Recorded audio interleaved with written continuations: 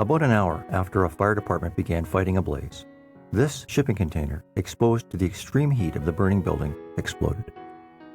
Tragically, a firefighter was killed. This is what happened. By the time firefighters arrived at this log home construction business, flames had engulfed the main production building. Next to the building was a shipping container in which 16 gas-powered chainsaws, a gas-powered pressure washer, and other tools were kept. Nothing considered explosive, such as jerry cans of fuel or propane tanks, was inside. Knowing that the container was vented and that there were no bulk quantities of fuel, the incident commander didn't consider the container a threat. This opinion was shared by several other firefighters and a company director on site. The information was conveyed to the rest of the firefighters. The company director asked the firefighters to do what they could to save the tools. Over the next hour, water was directed almost continuously at or near the container. One of the firefighters sprayed the container from a ladder. He noted that there was no steam coming off the container, only limited scorching of the wooden structure around it, and that when touched with his wet glove, the container didn't feel hot.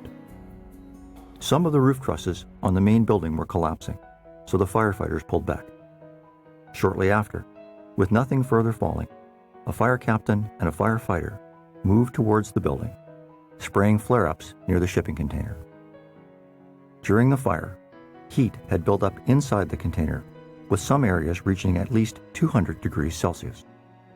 The gas tanks of 2 chainsaws and a plastic bottle containing about a liter of methanol melted.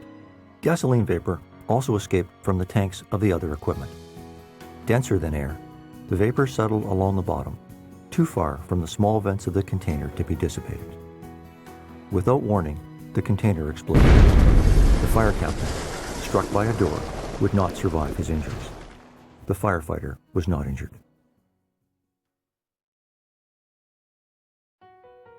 For weather resistance, shipping containers are designed to be sealed, with only small vents providing limited ventilation. This design traps heat and, in this case, flammable vapors. Being so close to a burning building elevated the temperature to the point that it would only take about 3 liters of gasoline to form enough vapor inside the container to be explosive. It's believed either the vapors, mainly gasoline and methanol, leaked out and were ignited by hot ashes or nearby flames, or that the gasoline auto-ignited from the extreme heat. Firefighters, when fighting fires near shipping containers, find out if there are flammable liquids inside and how much. Even a small amount can become deadly.